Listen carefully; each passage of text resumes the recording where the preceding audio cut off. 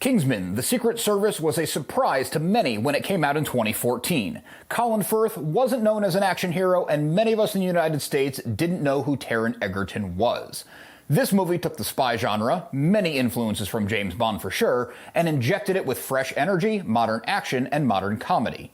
It's me again. I'm in your algorithm. Scroll past immediately. It took what could have been another forgettable spy genre parody and made it an exciting, funny, and sharp satire. Directed by Matthew Vaughn, who does a great job at finding these specific tones for his movies. He took the tired, stuffy British spy agency and reinvented it by making it so much larger than life than it had ever been before.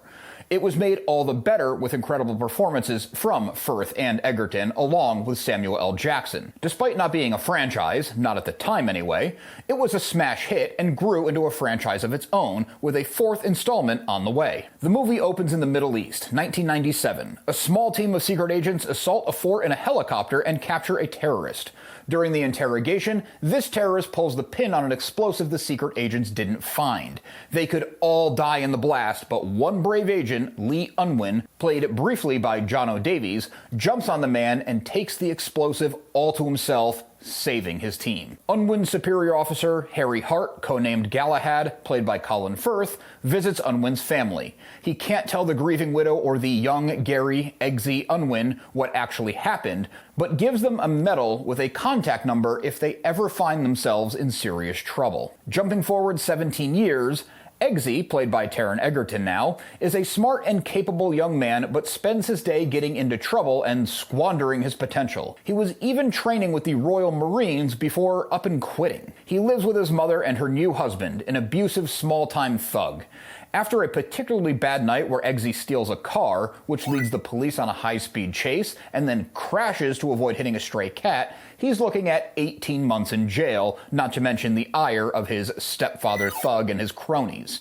He calls the number on the medal, and after a mysterious phone call, finds himself rescued by Hart. Hart is trying to talk some sense into the non-receptive Eggsy when some other kids Eggsy has constant issues with manners maketh man. Provoke Hart into a fight. This scene sets up what the action is going to look like for the entire movie, as Hart dispatches these local thugs without taking a hit. He uses a ton of spy tech and awesome editing to bring them all down without wrinkling his suit. Eggsy is, of course, now more receptive to Hart's stories and agrees to join the Kingsman's next training class. Even there, Eggsy doesn't feel like he belongs, as all the other recruits come from more fitting backgrounds, at least as he perceives them. But his rougher upbringing comes with some out-of-the-box thinking. An agent called Merlin, played by Mark Strong, oversees a really exciting training program that you kind of get lost in as a movie all itself. All the while Eggsy is being recruited and trained, a tech billionaire called Richmond Valentine, played by a cartoony version of Samuel L. Jackson with a lisp and an aversion to even the slightest bit of gore, begins an evil plan to quell the Earth's population. He offers free cell phone service to anyone willing to use his chip. To the outside world, he's a philanthropist. What the users don't know is that the chips can be used to make people hyper-violent and remove all inhibitions. This would have the average man and woman killing each other as Valentine sees fit. Valentine recruits many world and important agency leaders. He gives them immunity to his violent chip with a chip of their own, and gathers them in a protected bunker to keep them safe as he reforms the world. Even these chips that are supposed to be keeping the people safe, Valentine has the ultimate control over and can explode their head if he needs to. Those who don't go along with this have their heads blown off. Valentine's a bit like Thanos. He sees eliminating a large portion of the population as a means to an end for the rest of the population to thrive. Hart suspects Valentine isn't what he seems and tries to uncover the real plot. The movie takes a turn and then is thrown into high gear right around this time. Eggsy fails a loyalty test. He doesn't do anything against the Kingsman. He's not a traitor by any stretch, but he refuses to shoot the dog that the agency had him raising since it was a puppy. This shows Eggsy's character and is a callback to him crashing the stolen car and getting caught rather than running over a cat. The test would never have seen the dog killed, but Eggsy washes out just the same. He's talking to Hart about it when Hart has to go investigate a suspected plot of Valentine's. Hart ends up at an extremist hate group set up in a church in Kentucky. As they spit their hate and vitriol for basically everyone who isn't them, "You nigger fag lovers, and the devil is burning them for all eternity." Excuse me. Where are you going? Hey, what's your problem? I'm a Catholic whore, currently enjoying Congress out of wedlock with my black Jewish boyfriend who works in a military abortion clinic. So hail Satan, and have a lovely afternoon, madam. Hart is present. Valentine turns his chips on, and the entire congregation, Hart included, begin to slaughter each other. This is one of the biggest and best action scenes in the entire movie. We don't want to see Hart, our hero, slaughtering civilians, but no one's going to miss these hate mongers. Vaughn delivers the perfect way for the audience to have their cake and eat it too. As the effects wear off, Hart is the last man standing. He exits the church and finds Valentine with his right-hand woman, Gazelle, played by the gorgeous Sevilla Butella.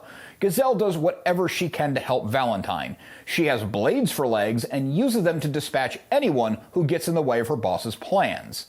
Hart is shot in the head, presumably killed. Eggsy watches the entire church massacre through Hart's smart glasses. He sees from the first-person point of view that his mentor and father figure is shot. Eggsy returns to the Kingsman. He brings proof that Hart had against Valentine. Eggsy is asked to sit down for a drink with Arthur, played by the legendary Michael Caine, who is in charge of the Kingsman. Arthur is trying to talk to Eggsy bluntly now that Hart is out of the way. Eggsy sees that Arthur is about to poison him. Using some of the skills he picked up in his hoodlum days pre-Kingsman, he switches the glasses and Arthur inadvertently kills himself. Merlin follows Eggsy into the Kingsman along with fellow trainees Roxy Morton, who's the new Lancelot, played by Sophie Cookson. Valentine's ultimate plan is about to unfold. Merlin, Eggsy, and Lancelot are the only three who know about it. They're also the only three in a position to act on it. Eggsy and Merlin infiltrate Valentine's secret lair, a classic Bond villain-type luxury cabin built into the side of a mountain. Lancelot goes into low Earth orbit to take out one of Valentine's satellites. This would break his worldwide web, stopping or at least delaying his evil scheme as another satellite has to be moved into its place. Of course, things don't go smoothly. Eggsy must battle his way through Valentine's most elite guards in some more awesome stylized action.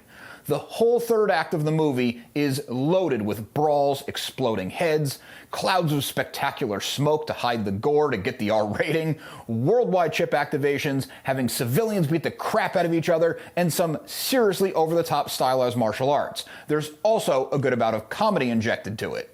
Eggsy and Gazelle go head-to-head in a video game-type boss battle. This is the last physical fight before Eggsy faces down Valentine. Valentine was never a physical threat. His weapon was his mind. I kind of sprinted through the third act there, but I'm not going to sit here and go through every last detail since the climax of the movie is stuffed with so much wild action. It's very much a visual thing that you should absolutely go and watch or rewatch. With the core plot resolved, Eggsy returns to his normal life, but he does so as a completely transformed person. The low-level thug and his cronies who were such a problem for Eggsy before get what's coming to them in a satisfying button on an awesome movie that not only shows that Eggsy has changed, but goes full circle on Harry Hart's introduction to Eggsy. As crazy and wild as that description was, and me using terms like over the top far too many times to count, Valentine's evil plan was shockingly real. Issues like overpopulation and climate change are ever prevalent in our society. A tech billionaire using this tech that we're all hooked on but don't fully understand to get us all to thin our own herd was surprisingly grounded for the tone of the rest of the movie. To go a step further, he's not a physical imposition and doesn't like to get directly involved. This made a brand new villain in a brand new movie that launches a brand new franchise feel even more fresh, as they took something kind of familiar and elevated it. Upon its release, The Kingsman surprised audiences and critics alike. The irreverent take on the spy genre while still being a solid spy movie, along with the stylish action and standout performances, made this movie a huge hit. The performances weren't just strong as representation of the characters, but introducing wider audience to Taron Egerton and showing Colin Firth as an action star were very welcome surprises. Some more squeamish moviegoers found the movie to be a bit much, especially the church massacre, but for everyone who didn't like it for those reasons, absolutely rave about these exact same scenes. The movie brought a return to the hard R-rated action movie, over-stylized violence, and gave us Taron Egerton as a leading man. As more traditional actor, Colin Firth was transformed into an action hero. Egerton would prove that he was more than an action star and is a phenomenal actor in any type of role. Check out some of his dramatic work, he's unstoppable. The popularity spawned a sequel in 2017's Kingsman: The Golden Circle and a prequel in 2021, The Kingsman. There is a highly anticipated fourth movie that is supposed to tie up Eggsy's story, as well as the other surviving returning characters.